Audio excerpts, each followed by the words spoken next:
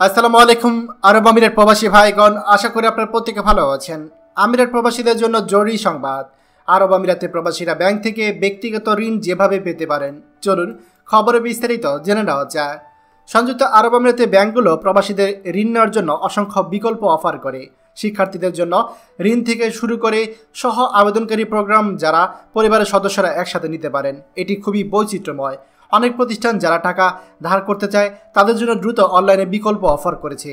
যখন ব্যক্তিগত ঋণের কথা আসে, সংযুক্ত আরব আমিরাতের সেন্ট্রাল ব্যাংকের মতে ব্যক্তিরা ঋণ গ্রহীতার বেতন এবং পরিষেবা গ্র্যাচুইটি শেষ করে বা সুনির্দিষ্ট উৎস থেকে তাদের নিয়মিত আয়ের মাধ্যমে সুরক্ষিত ঋণের জন্য আবেদন করতে পারে।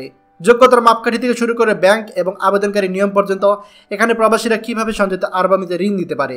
প্রশ্ন হচ্ছে, আপনি কি যোগ্য? এর জন্য বয়স সীমা রয়েছে। সংযুক্ত আরব আমিরাতে ব্যক্তিগত ঋণের জন্য আবেদন করতে আবেদনকারী বয়স সীমা 21 বছরের বেশি হতে হবে। আবেদনে সর্বোচ্চ বয়স 60 থেকে 65 বছরের মধ্যে হতে পারে। কিছু ব্যাংক 18 বছর বা তার বেশি বয়সীদের জন্য ঋণের জন্য অনুমতি দিতে পারে। ন্যূনতম আয় আর্থিক প্রতিষ্ঠানের উপর নির্ভর করে একজন ব্যক্তির ন্যূনতম আয় আপনার 5000 দিরহাম থেকে 8000 দিরহামের মধ্যে হওয়া উচিত। কর্মসংস্থান অবস্থা, আবেদনকারী অবশ্যই চাকরির প্রমাণ দেখাতে হবে। নিশ্চিত বেতন সহ কমপক্ষে 6 মাস কাজ করতে হবে। ক্রেডিট স্কোর, আবেদনকারী কোনো সক্রিয় ঋণ আছে কিনা তা পরীক্ষা করার জন্য, সেই সাথে তার ক্রেডিট ইতিহাস পরীক্ষা করার জন্য ব্যাংকগুলোর একটি ক্রেডিট রিপোর্ট প্রয়োজন। একটি ভালো ক্রেডিট স্কোর মানে ঋণ গ্রহীতা ঋণ পরিশোধ করতে সক্ষম। এছাড়া নথি যেগুলোর প্রয়োজন হয়, এমিরেটস আইডির কপি, পাসপোর্ট এবং ভিসার কপি। ব্যাংক বা আর্থিক প্রতিষ্ঠানের প্রয়োজনীয়তার উপর নির্ভর করে 3 থেকে 6 মাসে ব্যাংক স্টেটমেন্ট, বেতন ট্রান্সফার সার্টিফিকেট। ঋণ গ্রহীতার জন্য নিয়ম হচ্ছে ব্যাংক সংযুক্ত আরব আমিরাতে কেন্দ্রীয় ব্যাংকের মতে 48 মাসের মধ্যে অর্থ পরিশোধ করতে হবে। মাসিক কর্তনের বিপরীতে ঋণ গ্রহীতার বেতনের অর্ধেকের বেশি নয়। কিছু ব্যাংক তাদের নীতি এবং গ্রাহকের প্রয়োজনীয়তার উপর নির্ভর করে 5 মিলিয়ন দিরহাম পর্যন্ত ঋণ দিতে পারে।